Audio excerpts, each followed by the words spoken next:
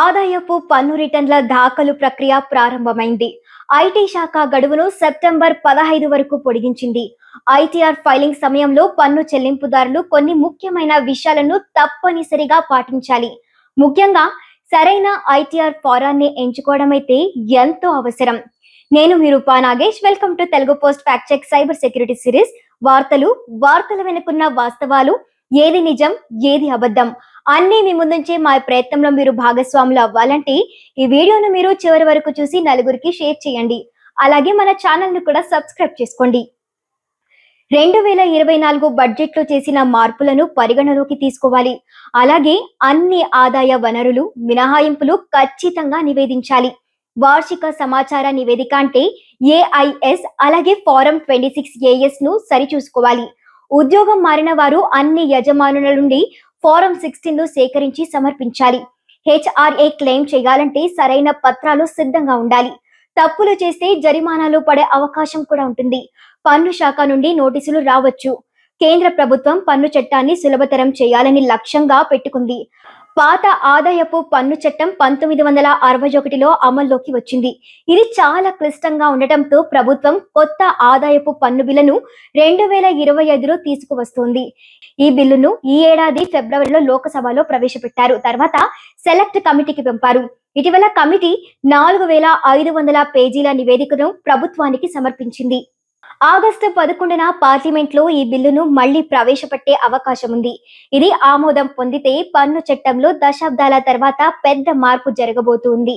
పాత చట్టంలో 4.1 లక్షల పదాలు ఉండేవి. ఇప్పుడు కొత్త బిల్లులో కేవలం 2.6 లక్షల పదాలే ఉన్నాయి.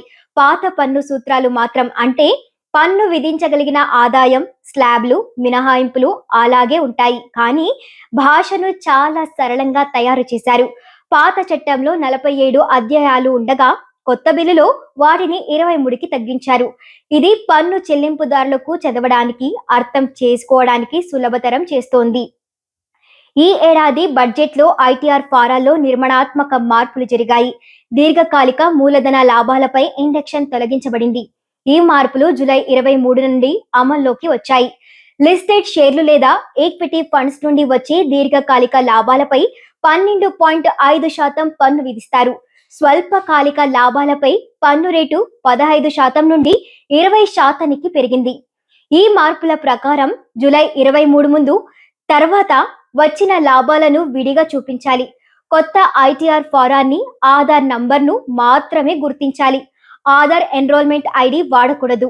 ఇప్పుడు కొత్త పన్ను విధానం డిఫాల్ట్ గా అమల్లో ఉంటుంది.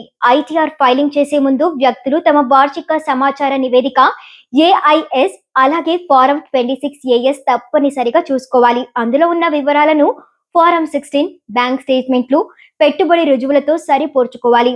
టీడీఎస్ కనిపించకపోతే తగిన వ్యక్తిని సంప్రదించి సరి చేయించుకోవాలి. ఇలా చేయకపోతే లోపాలు, రీఫండ్ ఆలస్యం లేదా నోటీసులు కూడా రావచ్చు. చాలా మంది తమ ఆదాయ వనరులను పూర్తిగా నివేదించకపోవచ్చు. సావరిన్ గోల్డ్ బాండ్ వడ్డీ, అద్దె ఆదాయం, క్రిప్టో లావాదేవీలు, ఫ్రీలాన్స్ ఇన్కమ్, విదేశీ ఆదాయం వంటివి మర్చిపోతూ ఉంటారు. ఇది పన్ను నుండి మినహాయింపులుగా ఉన్నా నివేదించడం తప్పనిసరి. లేదంటే చట్టపరమైన సమస్యలు తలెత్తే అవకాశం కూడా ఉంటుంది.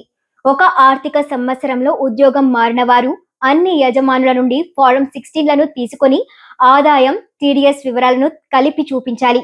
బోనస్, అరియర్, ఫైనల్ సెటిల్మెంట్ వివరాలు కలిపి చూపించాలి. హెచ్ఆర్ఏ క్లెయిమ్ చేయాలంటే అద్దె ఒప్పందం, అద్దె రసీదులు, యజమాని పాన్ నంబర్ తప్పనిసరి.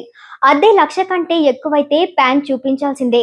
వివరాలు సరైనదిగా లేకపోతే మోసంగా పరిగణించి 200% వరకు జరిమానా విధించే అవకాశం కూడా ఉంటుంది. ఈ మధ్య చాలా మంది ఫోన్ లేదా మెయిల్ ద్వారా మీ బ్యాంక్ ఖాతాను ధృవీకరించండి అనే సందేశాలను పొందుతూ ఉన్నారు. రీఫండ్ అందించాలనే పేరిట లింకులు పంపుతూ ఉన్నారు. ఇది మోసం చేసే ప్రయత్నం అని ఆదాయపు పన్ను శాఖ స్పష్టం చేసింది. ఎటువంటి వ్యక్తిగత సమాచారం కోసం మెసేజ్ లేదా మెయిల్ పంపించదు. రీఫండ్ కు సంబంధించిన సమాచారం మాత్రం అధికారిక ఈ ఫైలింగ్ పోర్ట్లోనే ఉంటుంది. ఈ సందేశాల్లో ఉన్న లింకులు ఎట్టి పరిస్థితుల్లో కూడా క్లిక్ చేయకూడదు. బ్యాంక్ వివరాలు, ఓటీపీ నమోదు చేస్తే ఖాతాలో ఉన్న మొత్తం డబ్బు పోయే ప్రమాదం ఉంది. అసలైన సందేశమో కాదు అన్నది ఖచ్చితంగా పరిశీలించాలి. ఇంకొక అంశం, తప్పుడు క్లెయిమ్స్ ద్వారా రీఫండ్ పొందిన వారి మీద ఆదాయపు పన్ను శాఖ నిఘా పెంచింది. ఇప్పటికే 40,000 మంది 1000 కోట్ల వరకు తప్పుడు క్లెయిమ్స్ చేసినట్లు గుర్తించారు. వీరిలో ఎక్కువ మంది కార్పొరేట్ ఉద్యోగులు, ప్రభుత్వ ఉద్యోగులుగా ఉన్నారు. ఈ రకంగా రీఫండ్ పొందిన వారు తక్షణమే తమ ఐటీఆర్లను సరిచేసి అప్డేట్ రిటర్న్ ఫైల్ చేయాలని సూచిస్తూ ఉన్నారు. లేదంటే కఠిన చర్యలు తప్పవు. స్వచ్ఛందంగా ముందుకు రావాలని పిలుపునిస్తూ ఉన్నారు. ఇప్పటి వరకు 1.5 కోటి మంది తమ ఐటీఆర్ రిటర్న్లు దాఖలు చేశారు. ఎక్కువ మంది రీఫండ్ కోసం ఎదురు చూస్తూ ఉన్నారు. అందుకే తప్పుడు వివరాలు ఇవ్వకుండా సరైన ఐటీఆర్ ఫారాన్ని ఎంచుకొని అన్ని ఆదాయ వనరులు చూపించి నిబంధనలు పాటిస్తూ దాఖలు చేయడం ద్వారా సమస్యలు లేకుండా రీఫండ్ అయితే పొందవచ్చు.